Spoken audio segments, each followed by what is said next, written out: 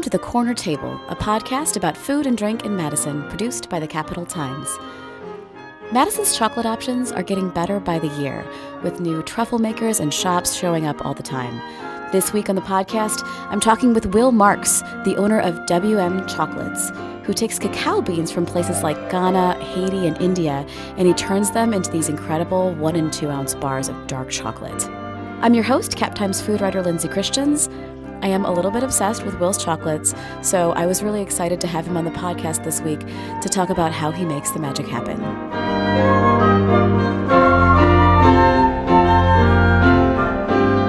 Welcome, William. Thank you. Thanks for having me, Lindsay.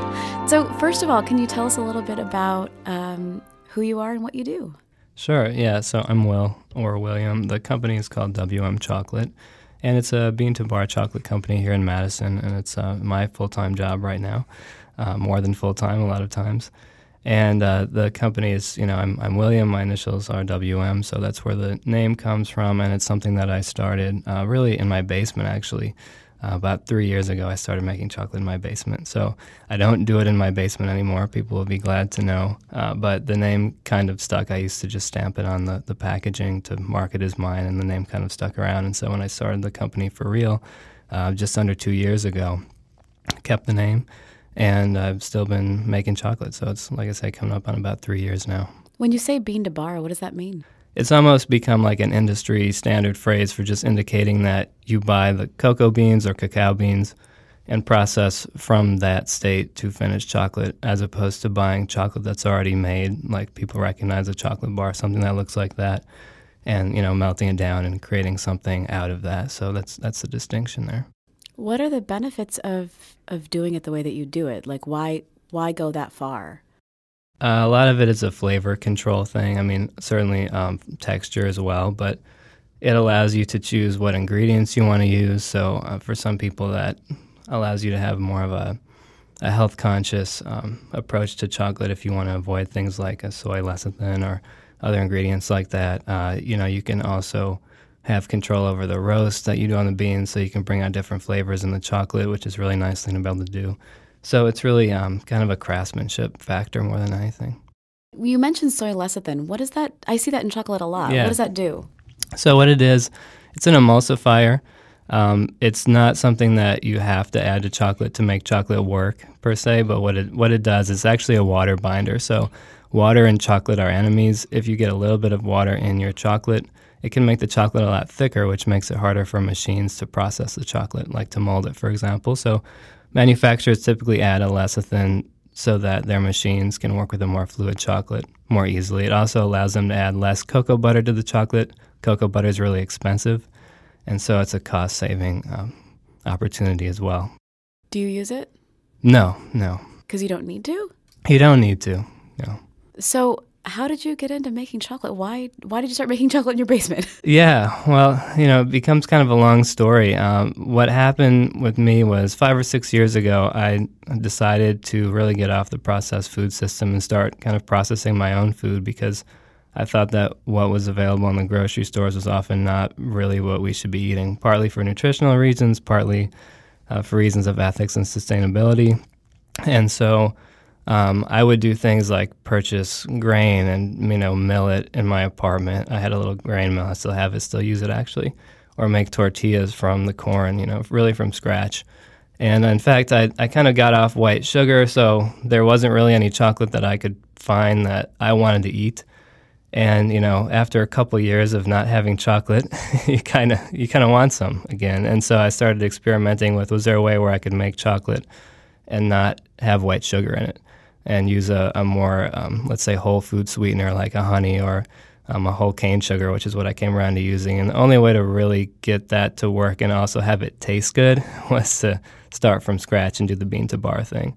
There are some tricks you can use to kind of get honey and chocolate and work with cocoa butter and cocoa powder, but the quality is just not really there when you start with those already processed ingredients.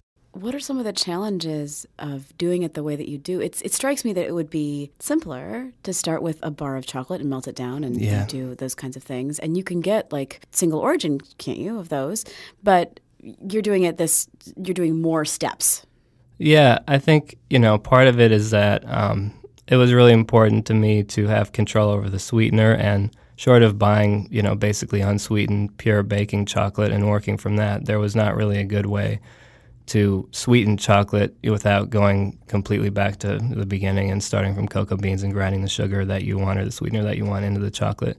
So that was a big factor. And then I also just found that once I started messing around with this stuff, the flavor was so incredible that, I got better and better at making the flavor incredible. I wanted to keep doing that. I kind of got hooked on these different origins, and frankly, the flavor I was getting out of my basement chocolate making operation was, the best chocolate I've ever had. And I was not about to, once you kind of go into that realm, you can't come back. You couldn't go back to grocery store stuff. So there were other companies that were, making, I think, chocolate of great quality too, but most people don't use sweeteners that I'm down with. So is roasting chocolate, is roasting the beans like roasting coffee? It is. It is a lot like roasting coffee. The temperatures involved are a little bit lower, and I think it's a little less fussy, but it is a big control step. And like with coffee, if you want to have brighter, more acidic flavors in your coffee, you're going to do a lighter roast. It's the same kind of thing with chocolate. So you kind of pick a roast profile that suits the cocoa bean or the coffee bean, What do you tend toward? Are you doing mostly lighter or darker? I would say what I like to do is see what the bean wants to be. When I start with a new origin, I'll do a couple different roasts, something light, something in the middle, something heavier, and then I just make the chocolate and see what I think is the best expression of the bean. And by best, I think I mean most unique. I want it to taste like something I can remember, so that if you put it in a lineup, I could pick it out. Sometimes that means a lighter roast. A lot of times it does, because a lot of the fruitier flavors that are in some chocolates or some cocoa beans would be driven away by a heavier roast. But there are origins that have a great depth to them, and the deeper you go with the roast, the more you start to bring that depth out. So for those, I'll go heavier. So give me some examples of some of the chocolates that you're currently making, some of the stuff that's currently in your lineup, and kind of the flavor range of those. So I think, starting with the kind of the most common flavor, the Ghana bar that I do, it's made with cocoa from Ghana, of course, and West Africa grows most of what we get in our mass market chocolate here. So it's the most familiar flavor profile. It's really chocolatey, really nice and big. And frankly, it's really approachable. So I like to have that in the lineup. But that's one that really benefits from a heavy roast because it just has this kind of endless depth to it. And if you take it light, it's pretty good chocolate, but until you really go part of the world. And it has this kind of amazing acid-driven fruitiness to it, and it's in some ways the backbone is a lot like the Ghana. There's a lot of chocolate there, but if you go light on the roast, you get this really nice, bright kind of grape jelly flavor out of it up front, and then it fades into the nuttier chocolate at the end. So that's one where I decided to do a lighter roast. So how do you decide on percentage, like how dark you're going to go? How do you set that? Well, I'd say there are kind of two things going on. One is I have in my mind categories of like sweetness levels that I might be trying to make a bar that fits a certain category. I think 75 is about like the kind of perfect spot for me personally for figuring out what a bean really can taste like. But, if I want to do a 100% bar, then I'm going to find one that I think works at that percentage. If I want to do something a little sweeter as more of a gateway chocolate that might be more approachable, then I'll bump it down into the high 60s. So it's really kind of what product category I'm trying to fit. And then what I'll do is for each bean, they have a certain amount of like natural sweetness or lack of sweetness, let's say. And so I'll kind of adjust up or down. Like the India bar, for example, is a 74%. That's based on the idea, I was going for kind of a standard 75% chocolate flavor, but because it's got a little bit of acid and fruit, it needs a little more sugar to sweeten that up and make it brighter. So that's one where I, bump the sweetness level up a little bit. Where do you find these beans? Like, how are you sourcing these things? Yeah, well, it's gotten increasingly complicated over the years. When I started, there's basically one guy who sells small amounts of single origin cocoa beans to regular people like you or me, and he's got a business called Chocolate Alchemy. It's out in Oregon. And so in the beginning, I worked with him. I just order, a pound or two of stuff online. And then as I got bigger, he'll also sell you full, 150-pound sacks of cocoa beans. So I've done some of that with him too. But There are a few specialty cacao suppliers in the country, not a ton, maybe, 2 or 3, who will represent a number of different origins, and then what they do is they'll get the beans across the border, so they're here in the U.S., they don't have to deal with customs and all that kind of stuff. And they'll, make samples available so I can try small amounts of stuff and decide if I want to work with something or not. They're also really nice because they're like-minded in terms of the ethical and sustainable side of things, so I only work with people who I trust. When I was in New York City about a year ago, I went to a shop that sold only chocolate, salt, and bitters. And I don't remember the name of it. It's called The Meadow. The Meadow. Yeah. I was there this summer, too. Yeah, and it was amazing. And I thought I would take more bitters home if I could put them on the plane. But I got some really interesting chocolates there. I got some Vietnamese chocolate that I'd never had before that then I later saw at Madison Chocolate Company, actually, is carrying the same producer now. But the first time I saw it was at the Meadow. And it struck, and that chocolate just has a really, really different flavor profile. Yeah. It's very different. And so I wonder about that. I mean, you seem to have a lot of interest in these single origin chocolates, and is it because you get that range of flavors, from all of these different locations? Do you think chocolate has terroir, I guess, is the question? Oh, yeah, I definitely think it does. I mean, I think that it's mostly a plant genetics thing. It's kind of a big debate. It's kind of like nature versus nurture, But I think that the big factor behind flavor and chocolate from different origins is plant genetics, really. But there's also an element of, what the soil is like, what the microclimate is like. Other crops that are growing around it, I think, can influence the flavor as well. But I think it's very real, and I think, to me, I can almost taste more differences in chocolate bars than I can sometimes, say, in wine or coffee. That's partly a bias because of my occupation, but I think it, deserves recognition for having that level of range.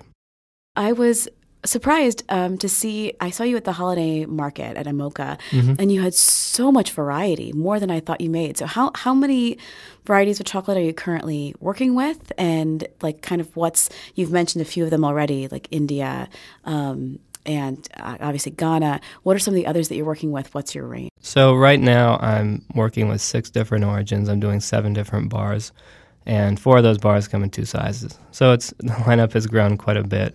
Earlier this year, I was only doing like 3 different origins, 3 different bars. So part of it is just that, I love this stuff and I want to keep adding more. And if I could, I would, work with 20 origins because there are more than 20 that are great out there and you just can't keep up with all of them. But right now I'm doing a Belize origin, and that one's done at 68% dark. So it's my sweetest. It's kind of a gateway chocolate. And for people who like milk chocolate, I usually recommend trying that one. I'm doing the Honduras at 70% with sea salt and also as a 100% bar, which has been interesting to see how people respond to that. It's actually become something that I've gotten a great response to from those who are into that kind of thing. Some people are just totally not going to go that dark, but those who like it seem to really like it. It can get kind of bitter and dry, I think, at 100%. I don't know what yours is like, but well, it's not dry. It's still very creamy. It has a nice fudge-like texture, almost like a really rich brownie. It is also, I think it's not particularly dry or crumbly. I often tell people it's not like grocery store baking chocolate. It's not going to have that kind of crumbly bitterness. It's intense. It is intense, but I think people are usually surprised that it's as mild as it is for the percentage. I mean, I'm not going to lie and say it's milk chocolate. It's not, but it's just it's a different animal. But I think it's like having a good cup of black coffee. You can have a really good one or a really bad one. This is a really good one. And I would argue that it's harder to make a really good cup of black coffee than it is. Yeah, there's no, you have nothing to hide behind when you go to that level. So same with the chocolate. Yeah. So you said Honduras. Yeah. So what else? Then I have the India, which I mentioned, which is done at 74% right now. I've got the Ghana at 75%. The 80% I'm doing right now is an interesting one. It's an 80% made with some Haitian beans that come through Singing Rooster, which is a nonprofit here in Madison that helps connect Haitian artists, farmers, to markets here in the United States. So it's been fun to work with them because usually you're working with people who are on the coast to get these beans because that's where the ports are and that's where the cities are where people buy the stuff. So to have someone in Madison who's doing sourcing is really cool.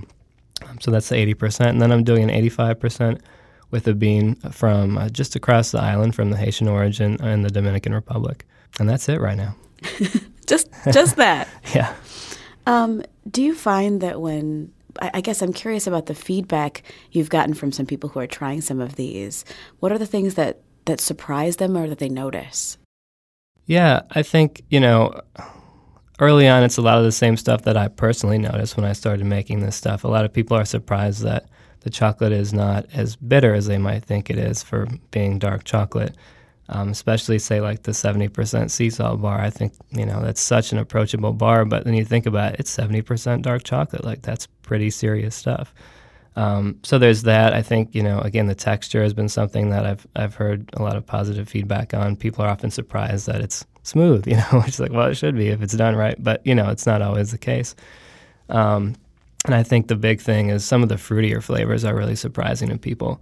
If people are up for something different, when I'm sampling, I'll often say, do you want to try something more classic or something surprising? And if they say, okay, I want to do something surprising, then I'll give them the India or the Belize, where there's just a big pop of fruit flavor in the beginning, and a lot of people are just like totally blown away by the fact that could be in chocolate. So that's really fun to watch people's reactions when they get that, and it kind of never gets old for me to see that. The way that you're doing chocolate, it reminds me a little bit of the evolution that we've seen, in coffee, right? Yeah. But it's so different than like the Fanny Farmer that I went to as a kid. Do you think that chocolate sort of overall is moving in this direction of sort of, being a little bit more focused on sourcing and, the ingredients that are going into the chocolate? Do you see this as a direction that we're moving? Yeah, I think, I want to hope so, because I'm part of it and that's what I believe in. I know that the small kind of artisan or craft chocolate industry, which does care about all those things, is growing, but the future is somewhat uncertain. I mean, there are also huge companies that control most of what happens with cocoa, and I think that, for the most part, it's still about the bottom line there more than, ethical and sustainable sourcing and stuff like that, regardless of what they say. And so it's kind of a battle to be waged, between us small people who are trying to offer something that is truly a different perspective and the bigger companies that are, still trying to bring the cost down as much as possible, which I think has really hurt chocolate, because now here we are trying to sell these $8 to $10 chocolate bars and people think we're crazy. How could it be that expensive? Well, it's actually crazy that it was ever as cheap as it has been. What is the cost of a small bar? They're usually $5 or $6 for the 1 ounce bars, yeah. And where can people find? So in Madison, a lot of specialty stores here carry it. As far as larger grocery stores, the Hy-Vee on Whitney Way does carry my 2 ounce bars. For smaller bars, or actually both size bars, you can go to Underground Butcher, Table Wine, Field Table sometimes stocks them, for Imagination, Forage Kitchen, Porter, the coffee shop off of West Washington. There's probably a couple more. Steve's, all the Steve's wine stores have it. What does 2018 hold for you?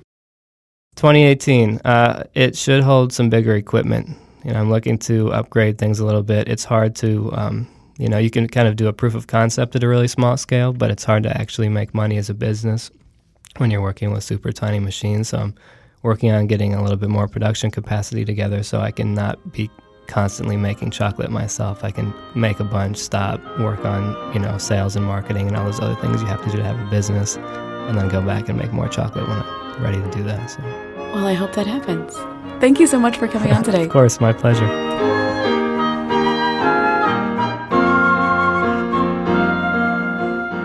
This has been The Corner Table, a podcast about food and drink in Madison, produced by the Capital Times. Editing for the podcast is done by Eric Lawrenson, and our music was composed by Patrick Christians. You can find more food and drink news at captimes.com. Subscribe to The Corner Table wherever you get your podcasts, and follow us on Facebook at Corner Table Podcast. I'm your host, Cap Times food writer Lindsay Christians. Whether it's bean to bar, single origin, or a Lindt truffle in the checkout line at the grocery store, my wish for you this week is, of course, a delicious piece of chocolate. Cheers!